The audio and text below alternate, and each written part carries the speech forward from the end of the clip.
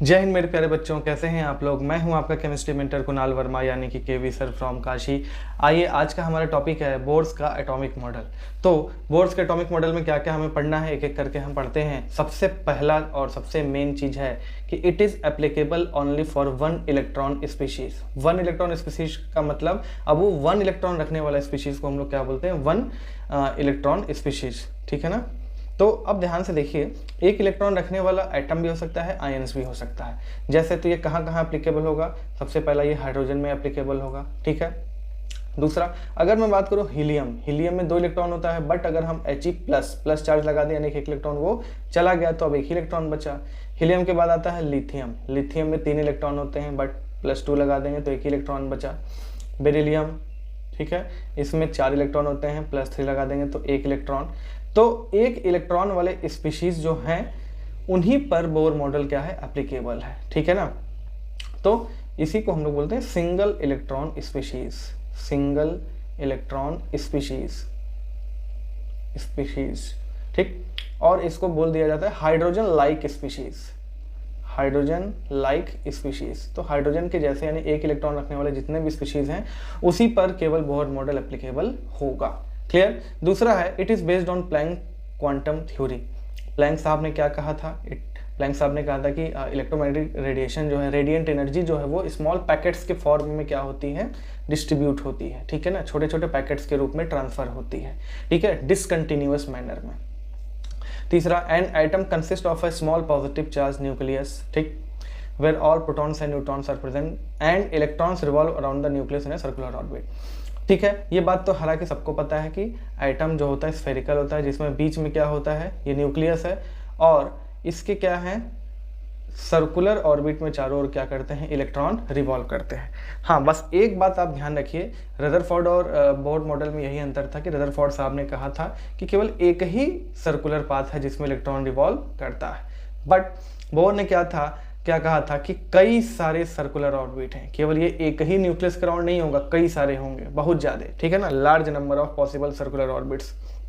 तो ये एक ऑर्बिट हो गया, ये दूसरा ऑर्बिट हो गया, ठीक, ये तीसरा ऑर्बिट हो गया, ये चौथा ऑर्बिट हो गया, एंड सो ऑन, ऐसे क्या होगा, ये चलता जाएगा। क्लियर है ना। तो अगली बात, out of a large number of possible circular orbit around the nucleus, electrons revolve only on those orbits which have a fixed value of energy. Hence, these orbits are called as energy levels or stationary orbits also. अब ध्यान से देखिए, जैसे मान लीजिए ये nucleus है, ठीक है, ये न्यूक्लियस है। अब इसके बाद ये पहला सर्कुलर ऑर्बिट है, ठीक, और ये दूसरा सर्कुलर ऑर्बिट है, ये तीसरा है, ये चौथा है, और जैसे जैसे दूरी बढ़ती जाएगी, पाँचवां, छठवां, सातवां, इनफाइनाइट, ठीक है, इनफाइनाइट तक जाएगा। अब कई सारे सर्कुलर ऑर्बिट हैं, बट एक बात बताइए आप, ये पहला ऑर्बिट और ये दूसरा ऑर्बिट, क्या पहले और दूसरे के बीच में इतना गैप है कि नहीं? इतना गैप है, तो क्या इसमें एक और सर्कुलर ऑर्बिट पॉसिबल है कि नहीं है? यस है। ठीक, एक क्या, इन दोनों के बीच में बहुत ज़्यादा संख्या में सर्कुलर ऑर्बिट क्या होंगे, पॉसिबल होंगे। सिमिलरली दूसरे और तीसरे ऑर्बिट के बीच में भी large number of circular orbit possible होंगे। ठीक है ना, तीसरे और चौथे के बीच में भी लार्ज नंबर ऑफ सर्कुलर क्या होंगे, पाथ या ऑर्बिट पॉसिबल होंगे। बट इलेक्ट्रॉन जो है ये यहाँ पे करेगा केवल रिवॉल्व इस वाले ऑर्बिट में, यानी इतनी दूरी पे, उसके बाद वो इतनी दूरी पे ही जाके रिवॉल्व करेगा, उसके बाद इतनी दूरी पर ही जाके रिवॉल्व करेगा, उसके बाद इतनी दूरी पे जाके वो रिवॉल्व करेगा। मतलब मैं चाह रहा हूँ कि इलेक्ट्रॉन यहाँ पे ऐसे रिवॉल्व करे तो नहीं करेगा। इलेक्ट्रॉन यहाँ पे ये जो तीसरे और चौथे के बीच में, ऑर्बिट के बीच में जो गैप है, वहाँ पे सर्कुलर पाथ बना के रिवॉल्व करे न्यूक्लियस के चारों ओर, तो ऐसा नहीं है। मतलब इलेक्ट्रॉन बहुत ही चूजी टाइप का है, वो एक खास एनर्जी वाले ही ऑर्बिट में रिवॉल्व करता है। ठीक है ना, फिक्स्ड वैल्यू ऑफ एनर्जी। यानी ऐसे सपोज कर लो कि ये जो पहला जो ऑर्बिट है, ठीक है, पहली बात तो समझ लो कि ऑर्बिट को ही शेल बोलते हैं। ये जो पहला ऑर्बिट है, मान लो इसकी एनर्जी है 5, ये दूसरा ऑर्बिट है, इसकी मान लो है 80, और तीसरा ये जो ऑर्बिट है इसका मान लो क्या है 200, ठीक, और ये क्या है 400 मान लो।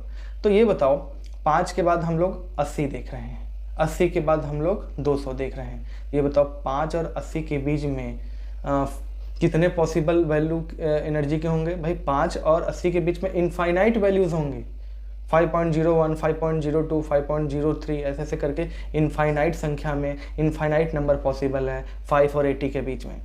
तो एनर्जी अगर इसकी 5 और इसकी 80 है, तो यानी कि 5 और 80 के बीच में जो एनर्जी की वैल्यू होगी उसके लिए इनफाइनाइट नंबर ऑफ पॉसिबल क्या होंगे, सर्कुलर पाथ होंगे, ऑर्बिट्स होंगे। बट इलेक्ट्रॉन वहाँ रिवॉल्व नहीं करता है। इलेक्ट्रॉन, मैंने जैसा कहा कि बहुत ही चूजी टाइप का है। इलेक्ट्रॉन 5 वाली एनर्जी को ही ऑक्यूपाई करेगा सर्कुलर ऑर्बिट को, उसके बाद डायरेक्ट जाएगा 80 पे, उसके बाद 200 पे, उसके बाद 400 पे, जो भी हमने बताया।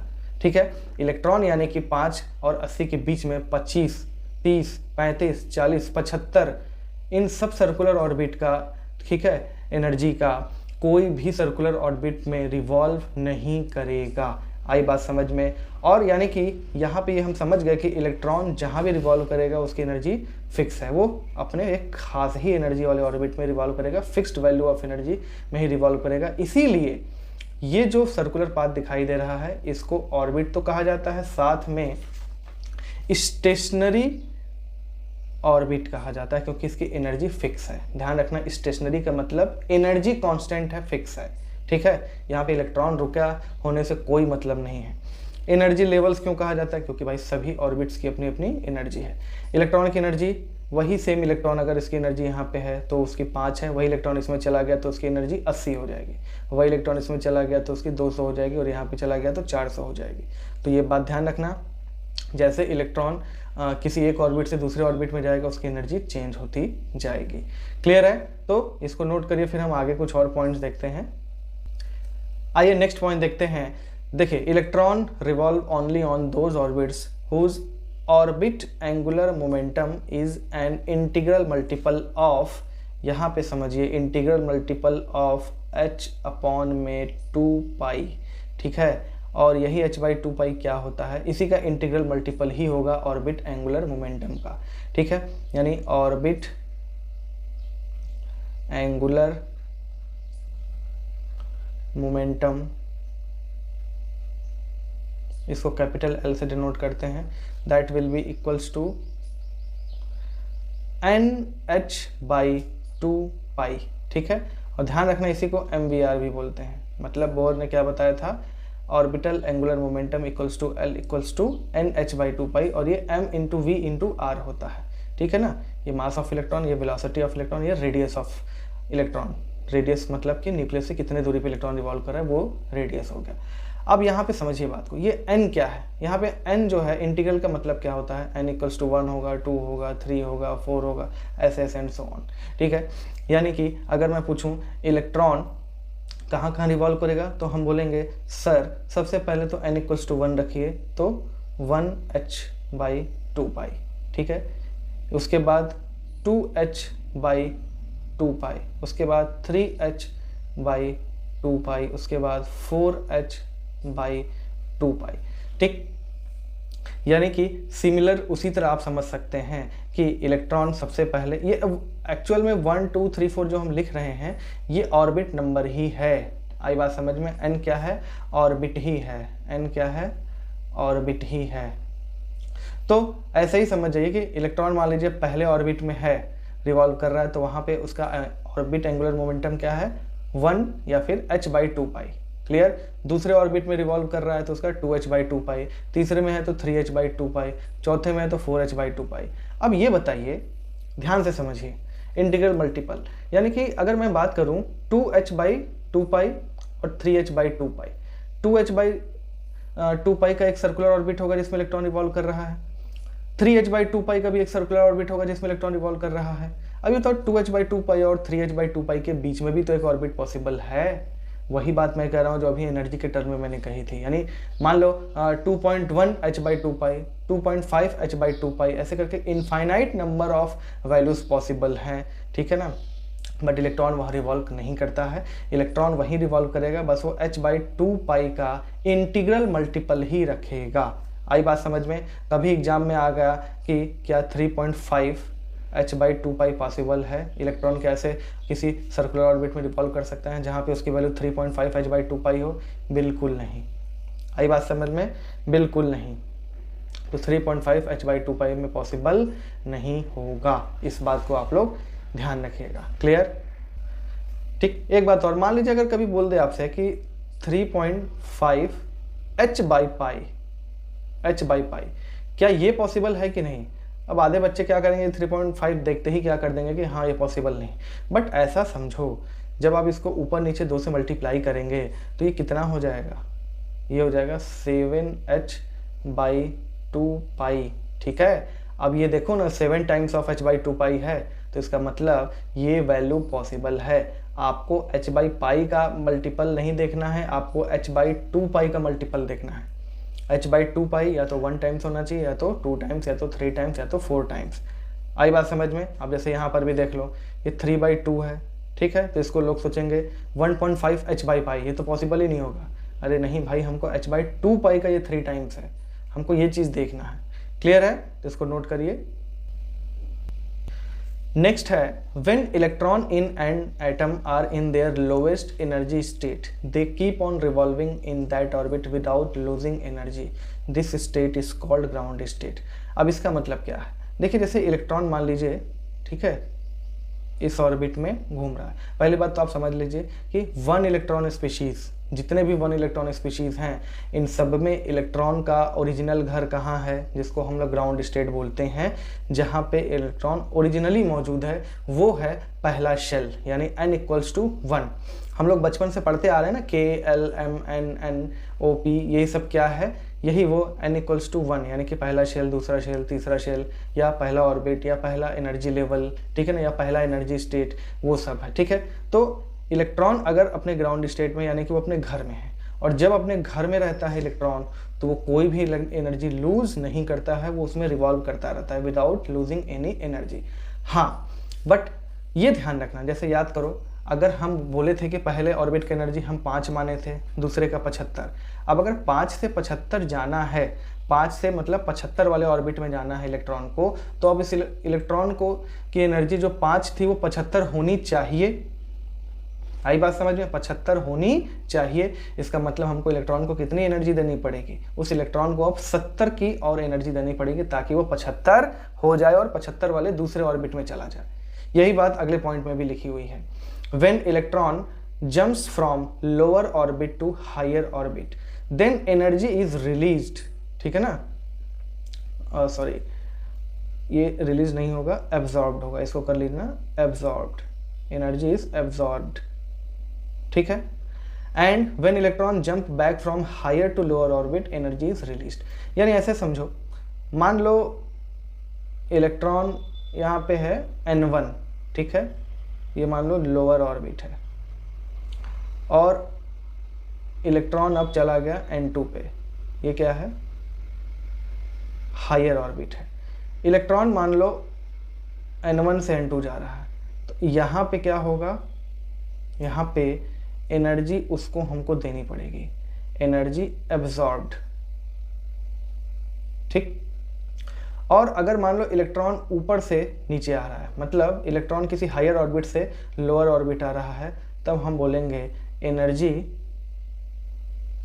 रिलीज्ड। ठीक है, तो ये बात तो आपको समझ में आ गई कि अगर 5 से 75 जाना है तो 70 देना पड़ेगा।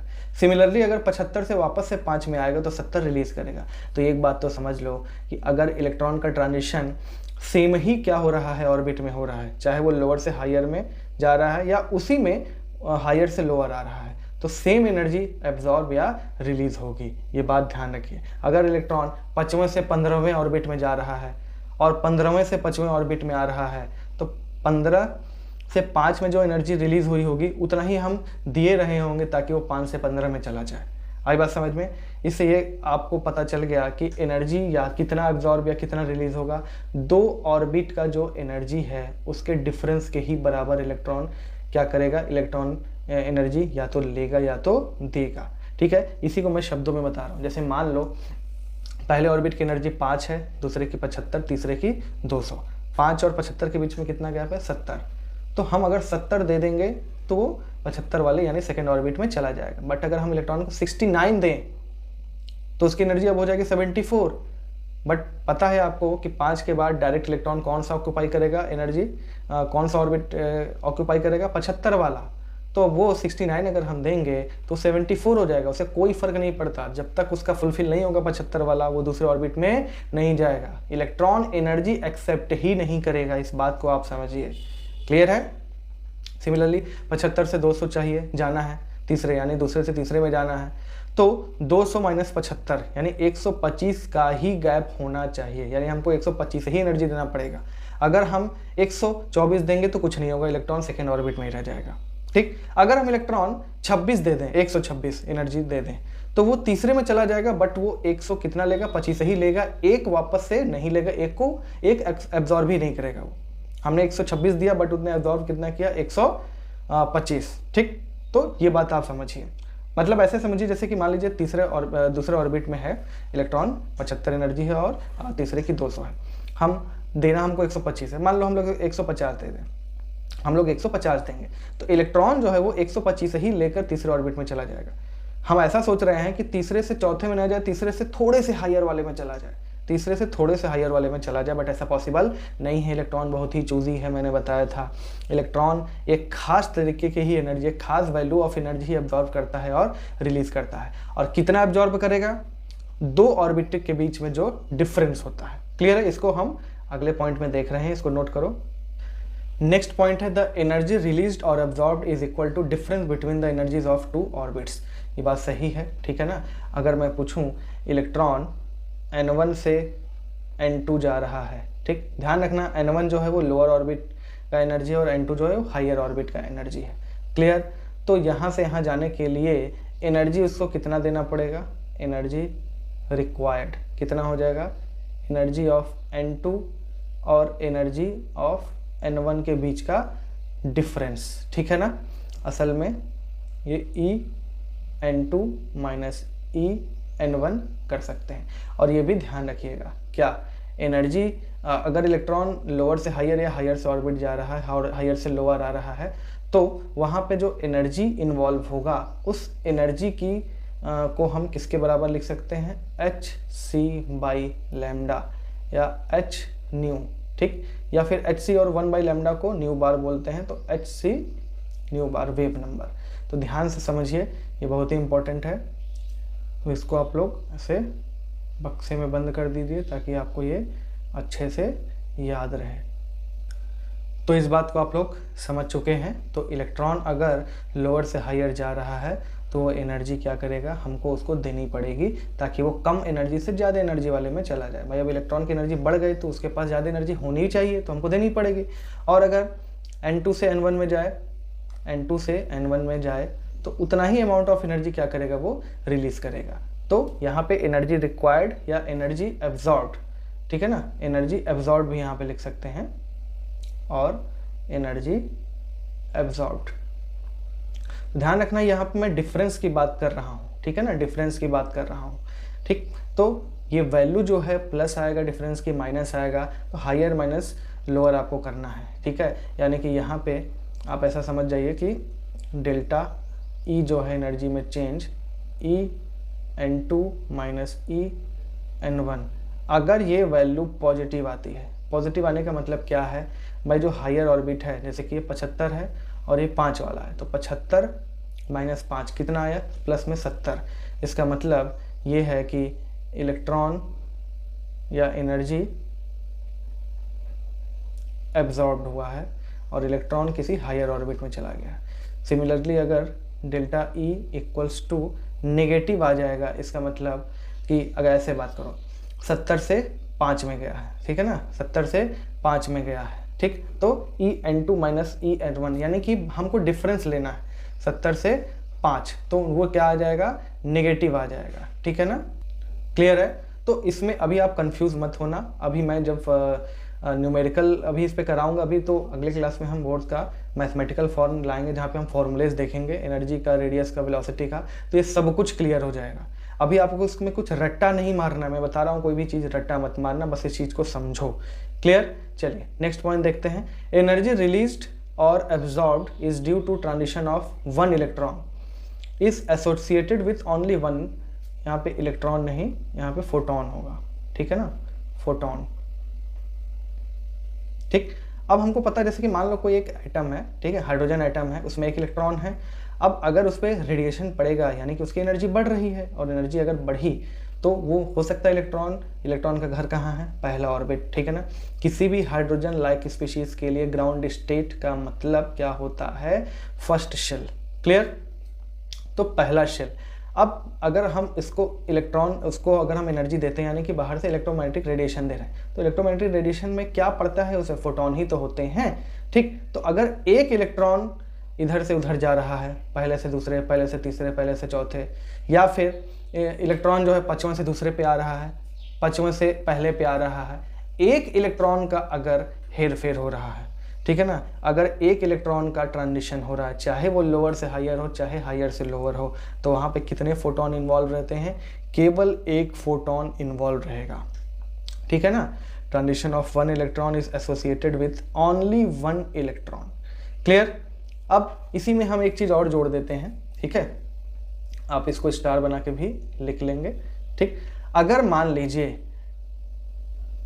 N1 अगर 1 है, ठीक है ना, यानी कि फर्स्ट ऑर्बिट, तो इसी को हम लोग बोलते हैं ग्राउंड स्टेट। क्या है ये, ग्राउंड स्टेट। अब इलेक्ट्रॉन अगर पहले ऑर्बिट से किसी और ऑर्बिट में जा रहा है तो हम बोलेंगे एक्साइटेड स्टेट, ठीक है ना। If electron undergo transition